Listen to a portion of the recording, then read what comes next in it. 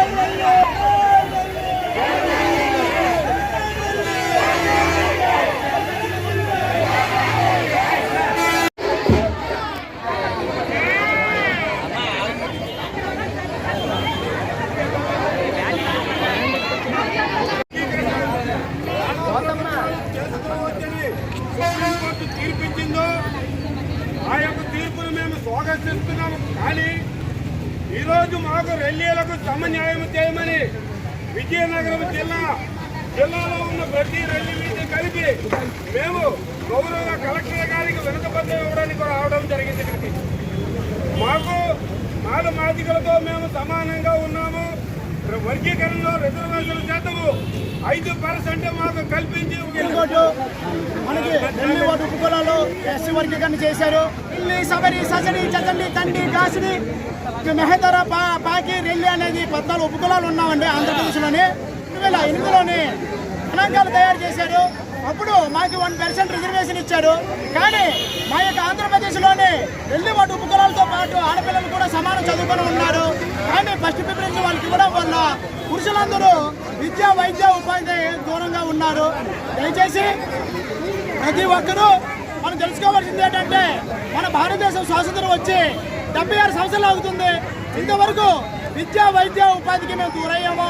దయచేసి కేంద్ర ప్రభుత్వం రాష్ట్ర ప్రభుత్వం గుర్తుంచుకోవాల్సింది ఏంటంటే గతంలోని రామచంద్ర కమిషను ఉషా మెహ్రా కమిషను మా యొక్క రెల్లి ఓటు కులాలు తప్పుడు లెక్కలు ఇచ్చి ప్రభుత్వానికి ఇవ్వడం జరిగింది. దాని మూలంగా రెండు కులాలందరూ చాలా రిజర్వేషన్ కోల్పోయాము. దయచేసి ఇప్పుడు కేంద్ర ప్రభుత్వం రాష్ట్ర ప్రభుత్వం కూడా గుర్తించి మా యొక్క జనాభా స్టేట్ ఫ్యాబ్రికేషన్ అయిన తర్వాత 25 లక్షల పైబడి ఉన్నాం రెల్లి ఓటు కులాలందరూ.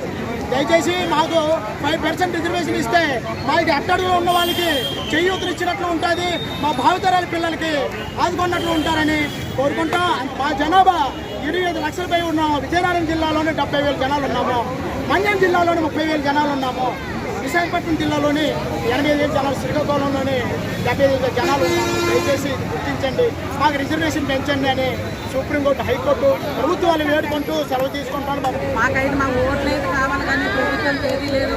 కూటమి ప్రభుత్వం వచ్చింది ఈసారి కానీ మాకు కానీ ఎస్సీ వర్గీకరణ కోసం వచ్చాం. మేము మాకు మొట్టమొదటి హక్కులు కావాలనుకుని మేము వేడుకుంటున్నాము. విజయనగరం జిల్లా నుంచి పోరాడుతున్నాము. ఒక్క చిన్న ఇది ఎగ్జాంపులేనండి, ఇంకెంతవరకైనా సాగుతాము. మా హక్కులు మాకు నారా చంద్రబాబు నాయుడు గారికి అందజేస్తారనుకొని ఆయన దృష్టిలోకి తీసుకెళ్తారనుకొని మేము అడుగుతున్నామండి. మంచి కూటమి వచ్చింది, కూటమి ప్రభుత్వంలోనే అడుగుతున్నాము.